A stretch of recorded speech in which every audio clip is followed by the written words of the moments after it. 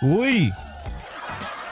Magandang araw mga pare, ako nga pala si Paring RJ at welcome dito sa Paring RJ TV. Nako, may mga malulupit tayong pag-uusapan. Ang lupit! Woo! Eto mga pare, todo na sila. Todo na. Todo na ang ginagawa nilang paraan para magmukhang masama. Para pagmukaing masama si VP Sara at syempre ang mga Duterte. Pero nakita natin meron silang mga sablay sa mga ginagawa nila mga pare. Nako po. At mismong naglalabasan na yung mga pruweba na sila'y gumagawa ng katarantaduhan.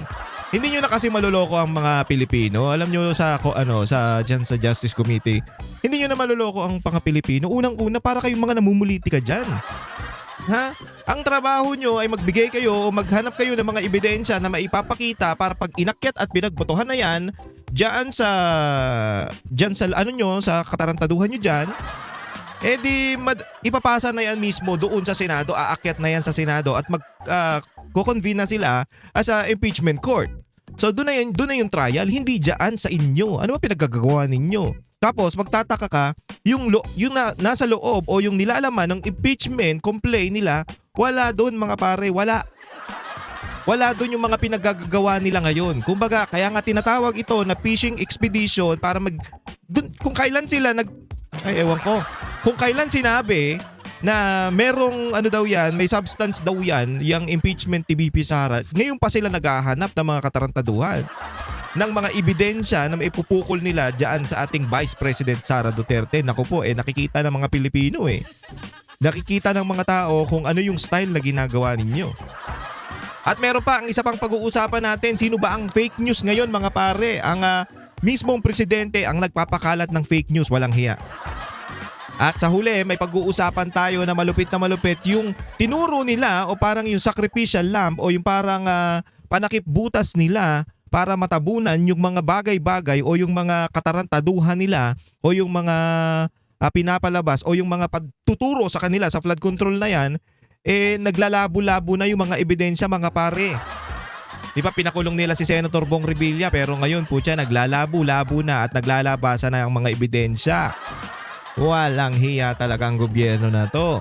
At tila nag-aaway na o naglalabanan na si Boying Rimulya at itong si Speaker Romualdez. Naku po, ayan ang mga pag-uusapan natin mga pare. Pero bago tayo mag-umpisa, syempre please subscribe to my channel at huwag kakalimutan mag-share at mag-likes ng ating mga videos. Paring RJ sa Facebook, Paring RJ TV dito sa YouTube at Paring RJ Banateros sa TikTok. Maraming salamat!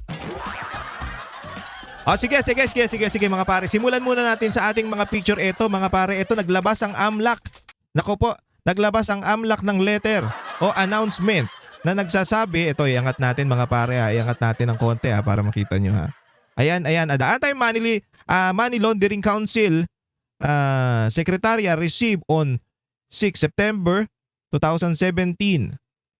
The 17 August 20, ito yung letter nila. Of overall Deputy Ombudsman Melchor Arthur Carandang requesting it to initiate investigation on subject accounts. Okay. Sabi dito, di ba may pinapalabas sila nung hearing na umabot daw ng bilyon ang pera ni VP Sara Duterte. Di ba? Umabot daw ng bilyon. Walang hiya, mga utak talaga nito mga to.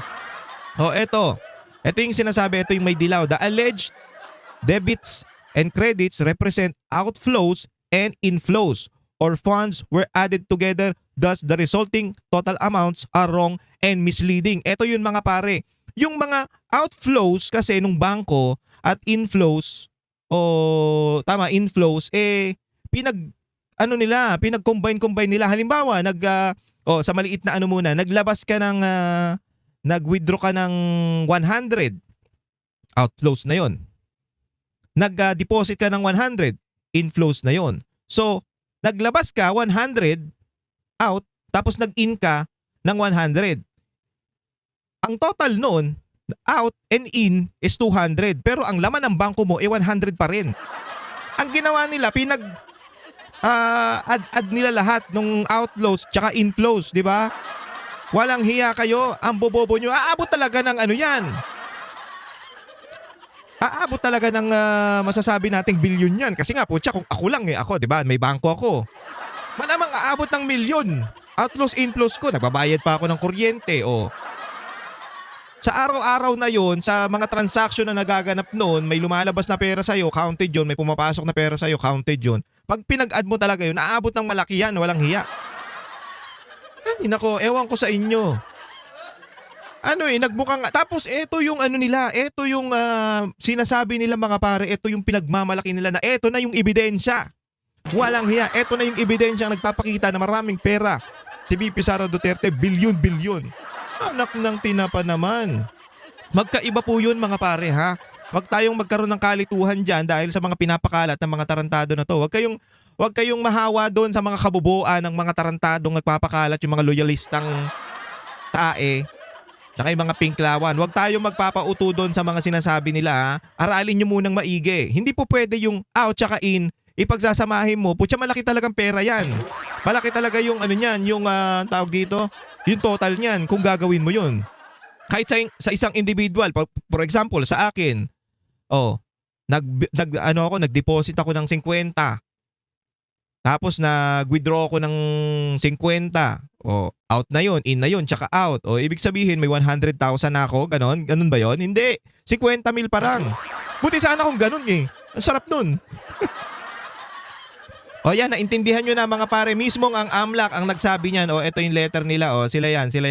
So, kumbaga parang binibigyan nilang linaw yung mga parang confusion dyan sa nangyari dyan sa may hearing. Hearing, hindi nga hearing dapat yan eh.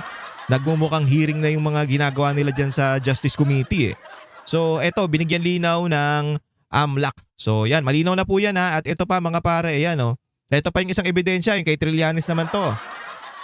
Sammy Uy pays out to Sara Duterte family. Ito kasi sinasabi nila si Sammy Uy daw parang drug lord daw to. Drug lord ko umano, di umano. Ayan ang pinapakalat nila na alam naman natin, ito hindi natin matatanggi to na ito yung si Sammy Uy, kaibigan to ni Pangulong Duterte noon. Pero yung akusasyon nila na ito si Sammy Uy ay drug lord, wala pang patunay yun mga pare. Ha, walang katunayan yun. Wala pang nagsasabi na ito talaga si Sammy Uy isang drug lord. Walang ano yun, walang fact na magbibigay o magpapakita na siya ay drug lord ha. Malinaw? Pinapakalat nila na drug lord daw si Sammy Uy. Okay, sige. So, saan na ba tayo? Okay. Dito na tayo sa pag-deposit daw ng pera ni Sammy Uy kay VP Sara. Ito, nakalagay dito. Sabi BDO Unibank SM Lanang. Okay, anong date yan? 25. Okay. 2011, okay? October. 2011 to mga pare, 2011. Yung nakalagay dito sa pinakita ni Trillanes, 7 million daw na ano tawag dito? Ang diniposit. Walang hiya. Bakit kaya parehas yung number, no? Hindi ko alam kung ang weird eh. Kasi bakit ka magde-deposit ng may butal-butal? Di ko alam Anyway, dito tayo, 24 April 2012. BDO Unibank SM Lanang. Pero mga pare, ito yung sa Google, ang nakalagay, SM Lanang in Davao City officially open to the public on September 28, 2012. It was initially named SM Lanang Premier and it's located on JP Laurel Avenue, occupying the former site of the Lanang Golf and Country Club. It was inaugurated as the second SM Supermall in Davao City. So yan po yan mga pare. SM Lanang is open on September 28, 2012. So paano ka magdi-deposit ng 7 million sa BDO Unibank SM Lanang kung ang open pa neto September 28, 2012? Pero ang nakalagay na date dito sa pagde-deposit is October 25, 2011 at April 24, 2012. Diba? Doon pa lang sablay na. May palusot pa sila dyan na dati daw yan yung doon na yung BDO daw, Unibank daw na yan. Nakalagay daw doon dati, pinasok lang sa SM Lanang, kaya SM Lanang na daw yun. Hindi, kung talagang galing sa bangko to, detalyado yan, hindi yung po pwedeng sasablay. Ayan yung ebidensya ni Trillanes. So, alam na natin mga pare. Tsaka, hindi ko alam kung bakit pinag-aaksayahan ng gobyerno itong si Trillanes, alam naman natin na ganito ang karakas nito noon pa to. 'Di ba? Lagi na lang siyang bangko, lagi na lang siyang bank account, lagi na lang siyang may tato, lagi na lang siyang ganito. Alam natin 'yan, meron tayong ebidensya diyan. Puta, nasusunog naman lagi. Tapos pag napikon niyang gago na 'yan, nang kakaso ang hayop. O 'di ba? Kagaya sa amin, kinasuhan na kami ng tarantado. O, di ba? Ito, panoorin natin to. Sino ba to? Ay, hindi pa yan, hindi pa yan. Ito muna, panoorin natin to, mga pare. Ang sabi nga nun, kumalat agad kahapon kay Ito yung kay ano, ito yung sa ganang mamamayan, okay? Ito yan si Benny Antiporda, Sir Benny Antiporda, at saka si Jed ba to? Si Jed. Baka ang bossing niya, mga malulupit niya, mga host na yan. So ito, panoorin natin dito, ipapaliwanag nila mga pare para mas maintindihan natin.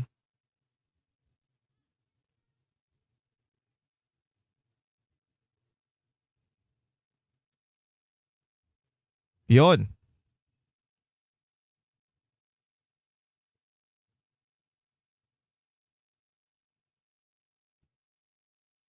Oh, 2007 yata. Ayan.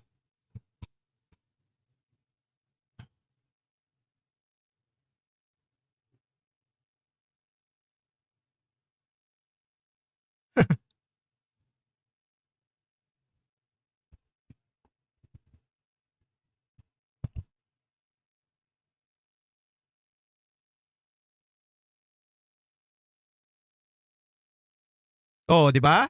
Ganon din yung sinabi natin mga pare. Yung transaction noon, 1,000 ang out, 1,000 ang in. Di ba? Pero ang laman ng bangko is 1,000 pa rin. Pag pinagsama mo yan, pag inumpute mo talaga yan mga pare, anak ng tinapa, magiging 2,000 yun. Pero ang tunay na laman ng bangko mo, 1,000 lang. Ang bilang lang doon, kaya siya naging 2,000 out and in and out. Oh, di ba? Kaya kung 3 billion yun, 1.5 billion lang, yun naging transaction mo. Kaya nga, sabi nila, kasi kinumpute, kaya lumitaw daw yung bilyon-bilyon. Ano ha? Pero ang diniklara na kasi parang 48 million, no? Kaya ang sabi ng mga accountant, ang tagal ko nag-aaral na accountant, parang ngayon ko lang narinig yung ganyang ng pagkukompute ng transaction. Kabubuan kasi eh. Di ba? O tama nga naman, kasi ang hawak mong pera, 1,000, dineposito mo, tapos bumili ka, ang binayad mo 1,000, hindi, 1,000 pa rin yung pera mo nananatili. Pero computation ba noon, 2,000 na? Yes, ang computation nun, 2,000. Dahil yung transaction mo eh. Yung in and out mo, cash flow. Yun. Flow. Ano yung flow? Inflow, flow. Oo. Di bibilangin yun. Pero dideklara mo ba sa salin mo na 2,000 na yun? Di, 1,000 pa rin. Eh, 1,000 Ang lang. hindi pa malinaw doon is, kung yung bang buong kasamang 3 billion na yun, clean cash yun, or may loan yun. Kasi dinideklara sa statement of assets liabilities yan, net worth. So utang at Yung sa pananalapi mo at yung utang mo. Yes. Kailangan na doon. At syempre, yung mga properties mo. Oho. Oo. Ngayon, ang sinasabi riyan, yung mga suspicious na sinasabing cash flow or inflow o out o biglang malaki. Oho. Yun yung mga suspicious na wala ka namang negosyo at Yan. bigla ka magdedeposito ng 100 milyon, 50 milyones, kaduda-duda nga naman. Ayun, oho. Kaya yun nga po ang ating binabanggit. Pero, Oo. kung ikaw naman, ay bigla ka nakapag-deposit ng 100 milyon, may binenta ka naman isang buong planta na pamana sa iyo ng lolo mo, Ay, tama lang. Kayang-kaya ipaliwanag yun. Ayun, ang malinaw mga pare, naintindihan nyo. Ganon yung sinasabi ni Sir Benny Antiporda na hindi porket may in tsaka out, i-compute mo na yun, ayun na yung lalabas. Tapos, ang kaduda-duda dito mga pare, kung wala ka namang trabaho o wala ka namang masasabi natin na negosyo, biglang pumapasok na malalaking bilyon, 100 million yung pinapasok mo sa bangko mo, magugulat ka talaga. Isipin mo mga pare, kung alimbawa wala kang trabaho, ang pinakamalaki mong napasok sa bangko mo, sabihin na nating 10,000. O matagal na hindi nalagyan yan, matagal na hindi nagagamit. So, ano yun, magtataka ka doon kung maglalagay ng biglang 1 milyon.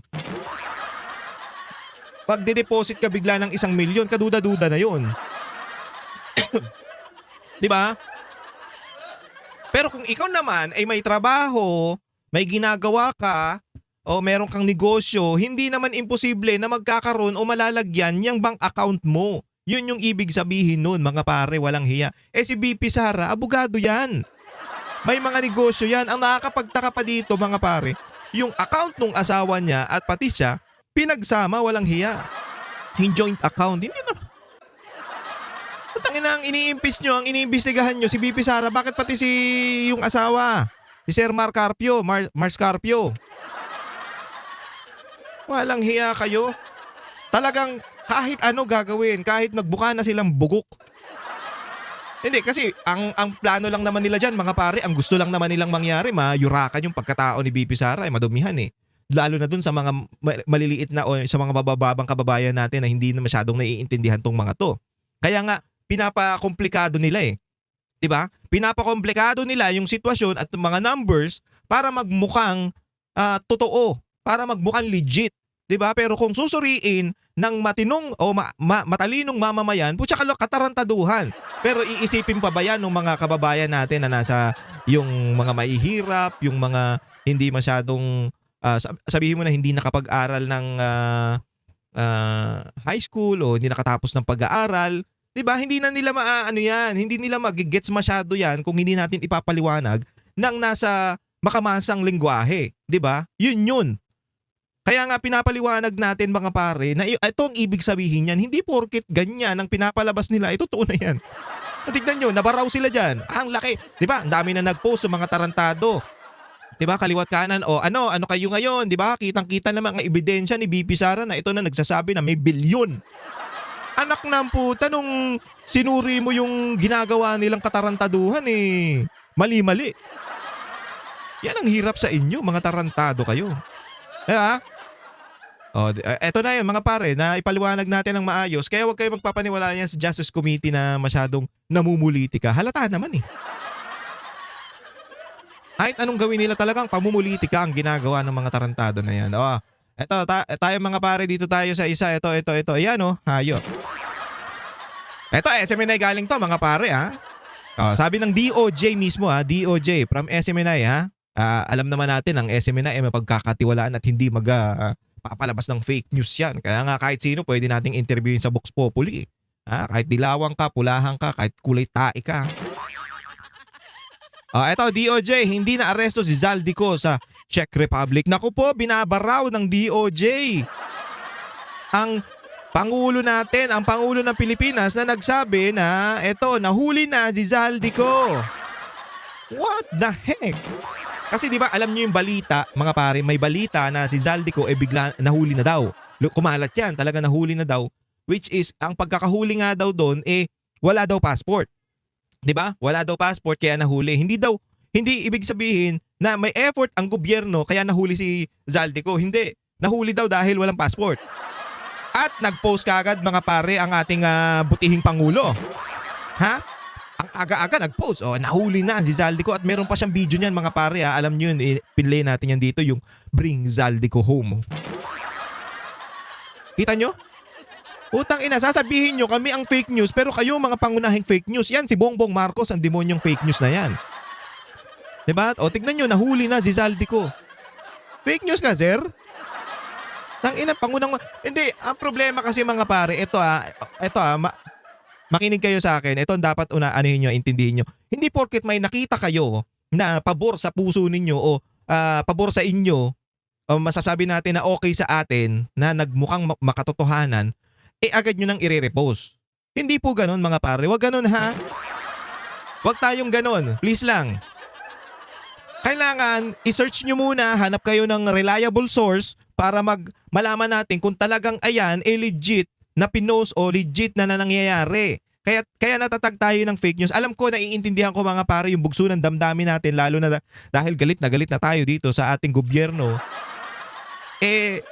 Hindi na tayo nag-iisip. Kumbaga, hindi naman sa hindi nag-iisip. Kumbaga, nauunahan tayo ng damdamin natin kaya pinupost natin kagad. Putang ina nyo. Di ba? Post kagad. Doon tayo natatag. Tapos malalaglag yung account nyo, magkakaroon ng violation, di ba? Kaya nga dapat isipin muna natin alamin muna natin kung ano yung totoo bago tayo mag-repost. Eto, kagaya nito, yung Bongbong Marcos na presidente ng Pilipinas, siya ang unang-una nagpakalat ng fake news. Siyempre, sumagot si Auntie Claire, maliwanag ang sinabi ng Pangulo at ni SOJ Bida. Walang anumang contradiction. Hindi nanggaling sa Pangulo ang salitang aresto. What? Ang ina mo, antik. Ewan ko kung totoo to ha, pero malamang totoo eh. SME na yung nagsabi eh. Oh. Wala daw, pero ang nahuli na si Zaldico. Nice one, Auntie Claire. Isa ka na namang ganap. Ito ang patunay na kupal ka. At ikaw ang fake news. Okay? Yan, malinaw yan mga pare ha. Putsang ina, sinasabi nila na hindi daw ang Pangulo ang nagpakalat. Chinek ko nga yung video niya eh. Hanggang ngayon nandun pa rin eh. Yung post, parang nandun pa rin. Hindi ko matandaan pero kanina chinek ko, nandun pa rin yung video na yung sinasabi niya, we will bring Zaldico home. Tangina kasi, pa-adik-adik eh. Yan yung problema eh. Di umano. Etong mainit mga pare, si Senator Bong Revilla ay makakalaya na kaya? Naku po, dahil nagkakagulo na yung mga testigo nila, walang hiya. Kasi naalala nyo mga pare, si Bernardo, ang testigo nila na tinuro si Senator Bong Revilla na sinabi, siya daw mismo ang naghatid ng pera kay Senator Bong sa bahay ni Senator Bong Revilla. Nasa statement niya yun mga pare. At eto pang malupit, 4 na beses o 5 beses na yan, kung hindi po ako nagkakamali, 5 beses na po yan, nagpapalit-palit ng statement para magtugma-tugma dun sa kwento nila. Yan yun. Dun pa lang sa pagpapalit mo ng statement na ewan ko, naka-under oath ba to? Under oath kaya to si malamang kasi affidavit yun eh. So, yung magpalit-palit ka ng statement, kaduda-duda na yun.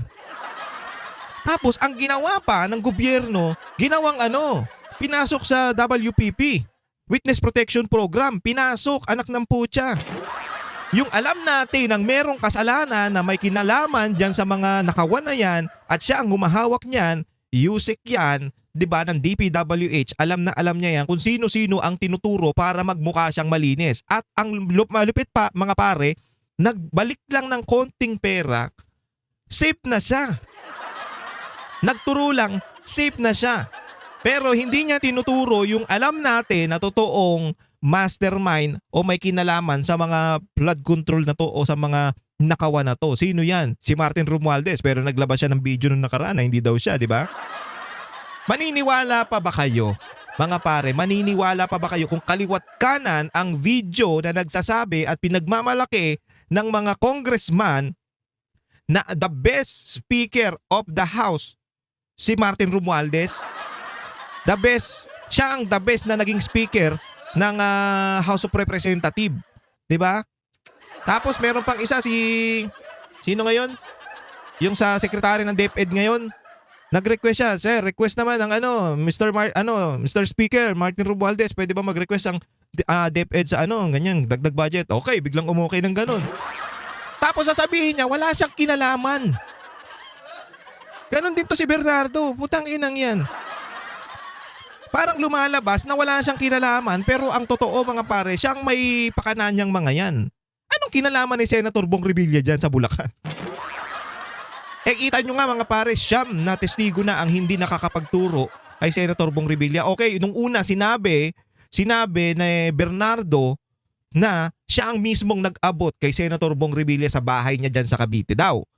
Sabi niya yon sa statement ha. Pero ngayon mga pare, yung driver na daw ang nag-aabot. Yung driver daw ang nag-abot. So ibig sabihin, nagbago na naman sila ng statement. Nagbago na naman sila ng pakana. Ito, imbis na eto ang nangyayari mga pare, imbis na tumiba yung mga ebidensya para maituro o madiin si Senator Bong Revilla dahil siya ang tinuturong malaking isda at mastermind dyan sa nangyari dyan sa Bulacan, nagkakagulo na, nagkakawatak-watak na mga pare dun sa mga katarantaduhan nila. Bakit? Bakit nagkakawatak-watak? Hindi tugma dun sa mga statement ng bawat isa eh. 'Di ba? Hindi tumutugma. Yung sa statement ito, hindi naman. Yung sa statement ito, biglang babaguhin, biglang yung driver na ang naghahatid. Anong kagaguhan yan? Hindi, kaya nga dapat tanggalin yung WPP ni Bernardo eh. Dapat hindi yan witness protection program eh. Putang ina, nag-witness ka lang, safe ka na. Alam naman ng buong Pilipinas kung sino yung may pakana niyan, ikaw yun. Tsaka mga tao mo yun, kayo yung mga nagmamoney laundering dyan, di ba, sa casino? Kaya nga tinawag kayong BGC boys eh. Eto, panoorin natin to mga pare. Evan, paano ang naging daloy ng pagtestigo ni Apulencia at ano ang mga sinabi niya na ikinadismaya ng mga hukom? Eto yung opulensya, naka ano to? Ella, simple lang naman. Naka witness protection program din to. Tingnan nyo mga pare. Tingnan nyo yung kalokohan, putang ina. Ngayon, Ang tanong ng Sandigan Bayan 3rd Division dito kay Gerard Opulensya, ngunit hindi nila makuha yung mga sagot sa kanilang mga katanungan. Kaya mismo ang korte na ang kumag-question kung paano ito natanggap bilang isang state witness. Paano nakukuha ang mga commitment na ibinibigay nila kay Yusek Bernardo? Yan ang tanong ng mga maestrado kay Gerard Opulensya na siyang coordinator ni Bernardo ng pagkuha ng commitment o kickback mula sa mga district engineer. siya daw ang nag-aasikaso ng mga tawag dito, ng mga kontrata. So, para tao daw to ni Bernardo. Ulitin Ni natin. Bernardo ng pagkuha ng commitment o kickback mula sa mga district engineers ng National Capital Region. Ang tanging sagot nito, wala siyang personal knowledge dito. Yun. Puntang ina. Puntang huli, walang personal knowledge. Ito ang pinag-uusapan dito, Bulacan. Pero bigla pumapasok na yung NCR. Irrelevant eh. Ang usapan dito, yung sa Bulacan lang. Bakit nakapasok yan sa... Unang-una, bakit nakapasok to sa Witness Protection Program na siya yung kumukuha ng kickback? Dapat hindi eh. Nakakainis kayo Pinapasok nyo lahat basta hindi mapangalanan yung dapat pangalanan. Ang ilan sa nabanggit nito ay noong February at March 2025 kung saan tinatawagan niya ang mga district engineer at sasabihin kung ano ang oras at petsa at kung kailan ibabagsak ang mga pera sa Diamond Hotel. Ngunit hindi niya umano alam kung saan ang gagaling ang mga pera, pero duda niya ay mula ito sa mga kontraktor. Hindi nito maikwento kung paano inihahanda ang mga pera. Hindi rin niya kilala ang mga kontraktor at mga proponent Ayun at lang. tanging sumusunod lamang sa utos ni Bernardo. Sumusunod sa utos ni Bernardo. Si Bernardo talagang may pakanaan itong lahat ng to. Wag na tayo mag-anuhan. Huwag nyo nang paikot-ikutin, okay? Si Bernardo ang may pakanaan yan. Siya daw kumukuha ng kickback. Diba? Siya daw kumukuha ng kickback na tao ni Bernardo. Pero wala siyang alam. Wala ring alam sa umano'y ugnayan ni Bernardo at Revilla dahil hindi niya anya jurisdiksyon ang mga proyekto sa Bulacan. Hindi rin maturo ang kaugnayan ni Senator Bong Revilla at saka nito ni Bernardo. 'Di ba? Walang hiya. Hindi niya daw hawak yung Bulacan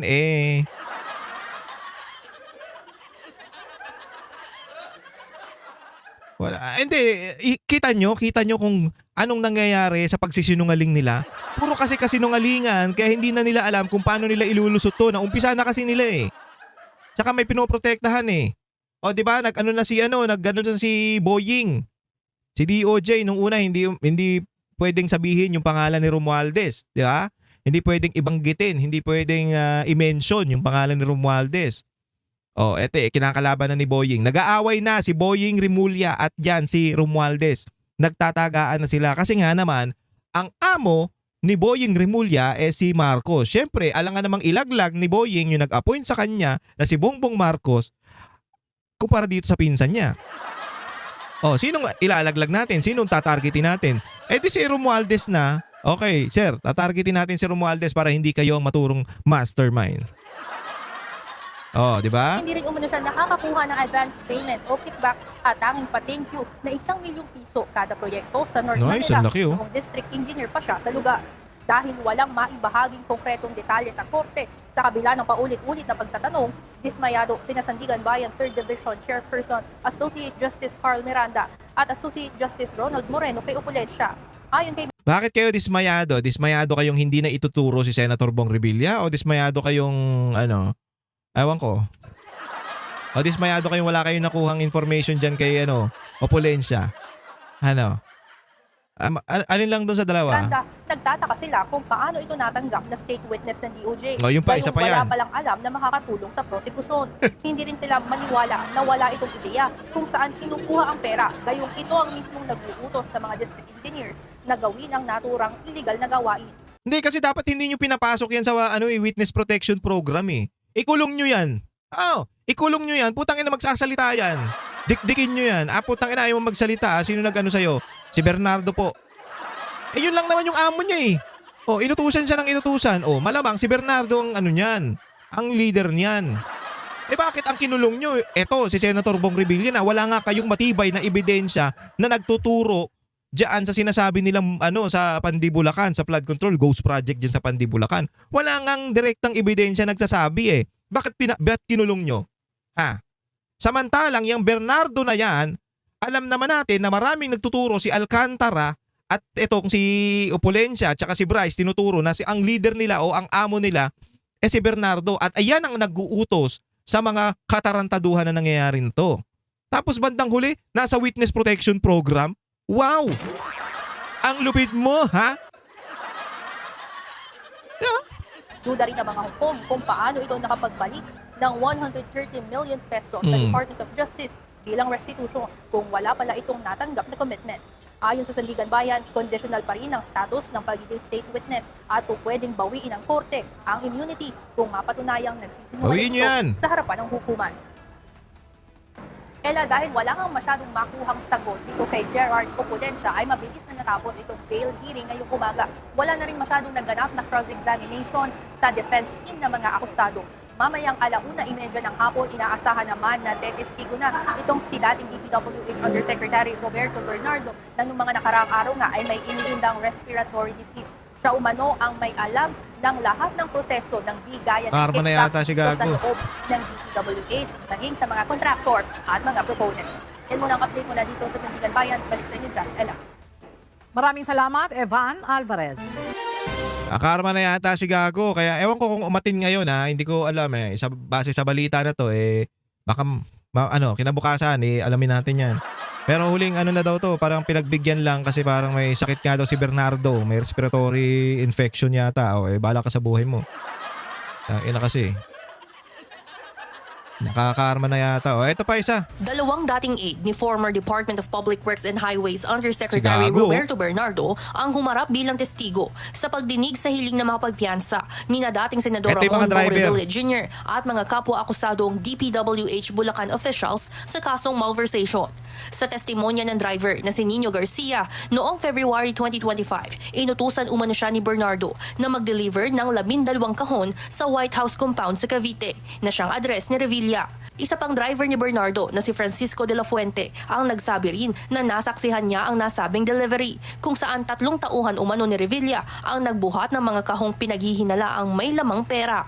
Ang kampo ng dating senador, Hindi, kasi kung meron kasi hindi naman pwedeng kung meron kayong ebidensya o magpapatunay talaga naghatid kayo ng pera dyan sa bahay ni Senator Bong Revilla, di dapat ilabas ninyo. Hindi yung pwedeng sabi-sabi lang. Hindi pwedeng sabi-sabi. Ha? Hindi pwedeng sabi-sabi lang. Kasi isipin nyo to mga pare, compare natin dun sa 18 Marines. Yung 18 Marines, meron yung mga dokumento, may mga picture yan sila. Kayo ba, may mga picture din kayo? Kung paano? Alam nga naman, maghatid lang kayo ng pera doon, hindi nyo ipapa-receive. Diba? Paano yun? Hindi nyo man lang alam yung pangalan nung nagtao ni Senator Bong Revilla, kung totoo man yan sinasabi nyo. Dapat alam nyo yan, kanino nyo ihahatid, anong oras, saang lugar mismo, 'di ba? Anong plate number nung kumuha ng nung sasakyan na pinaghatiran, anong plate number nung sasakyan ninyo, 'di ba? Dapat detalyado. Hindi po pwede hindi ay naghatid lang kami ng pera doon ng box Yun na yun. So yun na po yun. Tapos sinuportahan ng isang driver, nasaksihan ko po yun. Opo. Anong Utang ina ninyo. Anong katarantaduhan yan? Ganito nga kung talagang meron kayong, kung inaakusahan nyo si Senator Bong Revilla sa mga bagay na yan, dapat meron kayong mga ebidensya na magpapatunay na talagang nakakuha siya ng pera o tumanggap siya ng pera o naghatid kayo ng pera sa kanila. Wala naman kayong maibigay Puro lang kayo sat-sat. Ha? O paano yun? Tapos, safe yung talagang leader na yan talaga ang nagdi-distribute o kumukuha ng mga kickback. duda sa salaysay ng dalawang testigo. Reaction namin, kapanipaniwala ba? Sa amin hindi. Wala naman silang katunayan na inilakip sa kanilang mga salaysay bukod sa kung ano yung sabi nila at kung ano di umano yung sinasabi ni Yusek Bernardo. Yun, di ba? Ayon pa kay Attorney Balisi, lumalayo na sa sentro ng kaso ang mga testimonyang Isa pa yan. inilalahad ng mga witness dahil nababanggit na rin ang iba't ibang individual at mga proyekto sa National Capital Region. Yan kasi kung may ebidensya talaga kayo, kung meron kayong mga talagang totoo yung sinasabi nyo, hindi na, kasi naglalayuan lumalayo na yung mga pare, lumalayo na yung investigasyon kung ano-ano nang sinasabi, kung sino-sino na yung tinutukoy, di ba? Imbis na doon lang tayo mag-focus diyan sa may sinasabi nilang nag-deliver, dapat meron kayong ebidensya nga eh. Yan nga yung sinasabi natin eh. Ang nangyari kasi dito, puro hearsay lang. Puro sabi-sabi lang nakasabwat si Senator Bong Revilla nakasama na nakatira ng pera. Puro hearsay. Yun yung problema. Hindi po pwede yun. At isa pa mga pare, ito nga yung mahalaga eh. Papalit-palit si Bernardo ng statement. So, nakikita na natin mga pare, nakikita na ng mga Pilipino yung nangyayari dito kay Senator Bong Revilla imbis yung mga ebidensya ay magpatibay dun sa binibintang nila. Wala silang maipresent. Naglalabo-labo na ang nangyayari. Sumasabog na yung nila, sumasabog na yung mga sinasabi nila. Ayan ang kahirapan pag nagsisinungaling kasi. Binigyan din niya na hindi ito kaugnay ng kasong kinasasangkutan ng mga akusado na 92.8 million pesos na umano'y Ghost Flood Control Project sa Pandi, Bulacan. Bakit pa natin pinag-uusapan yan dito? Di ba meron kayong allegation na may mga commitment di umano galing sa mga project sa NCR. So para sa amin, hindi ho relevant, hindi ho material yung mga testimonya na yon dito sa pagdinig na to. Samantala, iginiit ng prosekusyon na magtutugma-tugma ang mga testimonya oras na humarap na sa korte si Bernardo. Ito ang pinaniniwalaan nilang principal witness na makakapagdiin kay Revilla na umano'y tumanggap ng kickback mula sa inendorso nitong proyekto.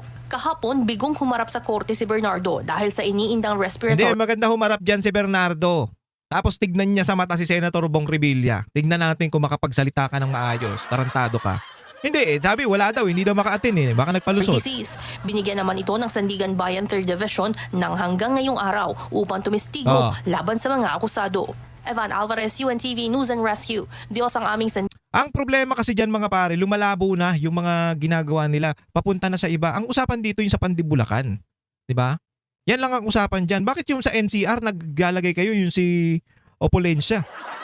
Na hindi wala nga kayo nakuhang dyan na nakuhang ebidensya o masasabi natin nakuhang matinong sagot. Diba? Wala siyang alam sa lahat ng nangyari. Pero amo niya si Bernardo. Diba? Kita niyo yan, tapos pasok yan lahat sa WPP. Ang saya-saya talaga ng Pilipinas. Yung mismong mga nagnakaw o mismong tinuro na pasimuno ng mga bagnanakaw na to, yung mga ghost project na to, yun pa yung safe. Diba? Samantalang yung ibang nananahimik na sikat lang at alam nating pag-uusapan pag nilabas yung pangalan o dinamit yung pangalan, putya nakukulong. Diba? Isipin nyo yung mga pare.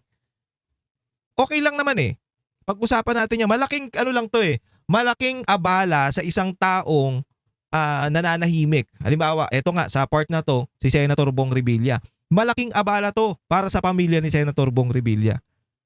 Ganyan ang ginagawa ng gobyerno to pag hindi ka makuha.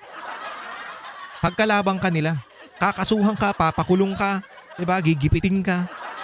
Ganyan ang mga ginagawa ng administrasyon o ng gobyerno na to para patahimikin yung mga nagkikriticize sa mga ginagawa nilang mali. Yan, tandaan nyo yan mga pare. Kaya kaliwat kanan ang ginagawa nilang panggigipit, lalong-lalo na sa atin, sa mga nagsasalita laban sa kanila. Diba? Ganun lang katindi yun. Samantalang yung mga kakampi nila, tahimik. Walang kaso. Safe na safe. At paldo. Diba? Ganyan yan. O kaya nga, lumalabas na At least, may video pa yan si Senator Bong Revilla na nagsasabi, lalabas din ang katotohanan. Lagi niyang sinasabi yan, lalabas din ang katotohanan. Pucha, kung ako may kasalanan dyan, hindi ko sasabihin yun. Ang sasabihin ko lang, hintay na lang po natin ang desisyon ng korte. Puta, kung ako ewan ko, sa mga demonyo na nasa Malacanang, kaya nilang sabihin na takot ako sa korupsyon, galit ako sa korupsyon. Pero sila ang unang bagay, manhid na matagal na nilang ginagawa yan Panahon pa ng tatay nila Diba? Ill-gotten wealth, mga pare. So sanay na sila doon. Pero ako isang tao hindi naman ako nakaupo sa gobyerno, wala naman akong kinalaman. Diba? Pinakulong ako. Alam ko sasabihin ko, lalabas din ang katotohanan. Sasabihin ko talaga, lalabas din ang katotohanan, maghintay lang kayo. Yan lagi ang sinasabi ni Senator Bong Revilla. Diba? Anyway, mga pare, hanggang dito na lang muna ang ating programa. Maraming salamat po sa pagsama sa akin. Kung nagustuhan nyo, please subscribe to my channel at huwag kakalimutan mag-share at mag-likes ng ating mga videos. Pakipollow po ang aking mga social media platform. Paring RJ sa Facebook, Paring RJ TV dito sa YouTube at Paring RJ Banateros sa TikTok. Maraming salamat mga pare. Ingat po kayong lahat and God bless you all. Ako po si Paring RJ.